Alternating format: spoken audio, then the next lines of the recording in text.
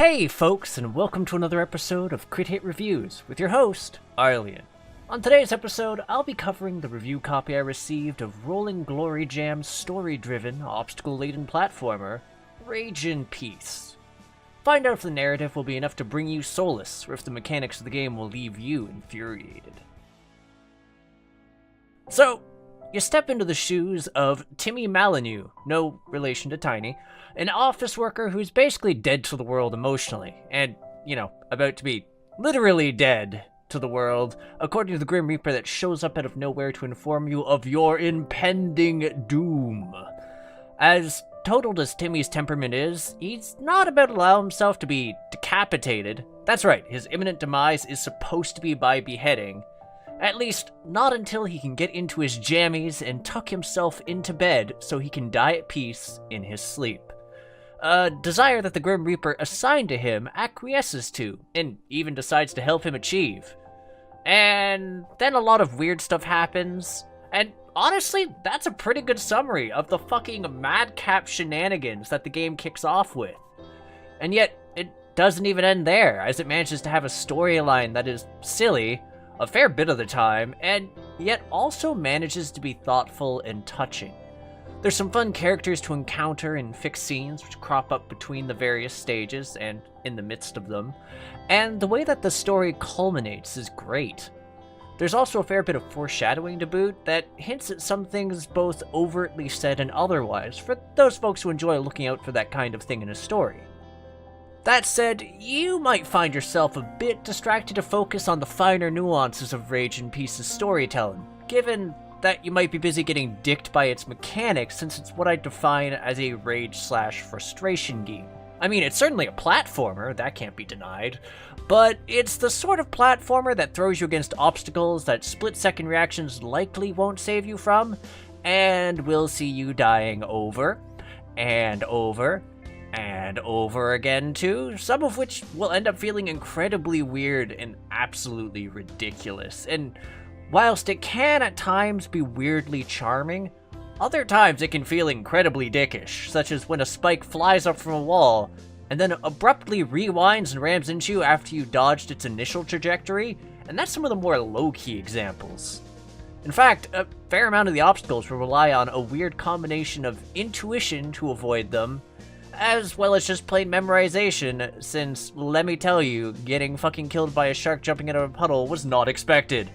Which, I'm gonna say, memorization is not one of my fortes, given my ADHD came with a complimentary side order of memory impairments.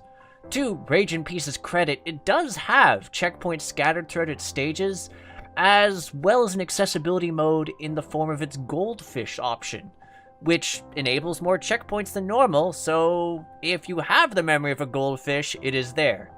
You just have to remember a lot less than you normally would between sudden bouts of corpse creation. But yeah, the base of the game will have you running through a handful of stages, trying your utmost to reach the end. What I find somewhat novel about the game is, whilst it never actually grants you the ability to go on the offensive, it does manage to change up quite a bit as you navigate the worlds, both in the sheer obstacles it presents. There is a skewed logic to the world at large and what you encounter, as well as the things that you actually bump into themselves. This is not only done in boss encounters, which will see you avoiding tricky enemies in enclosed spaces, but also some nifty bits of puzzle platforming which crop up especially in the later bit of the game. Still rife with cheap deaths, of course. Of course! There's also some fun moments where the game changes up how you control, which provides a neat bit of novelty, though it also simultaneously provides some of the most jarringly difficult sequences in the entire game. By far.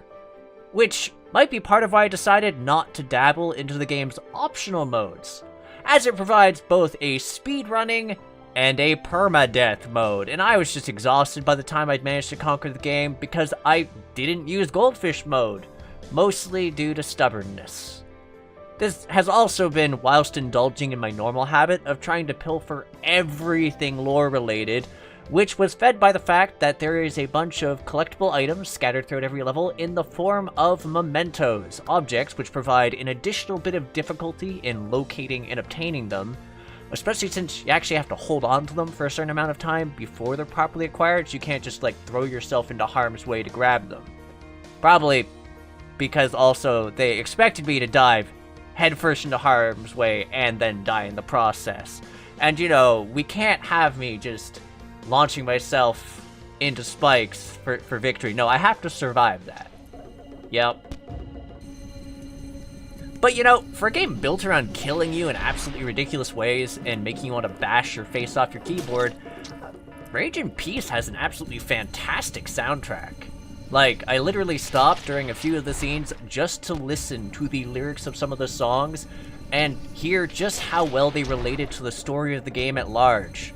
And there is a few instances of that happening and a fair bit of foreshadowing in them.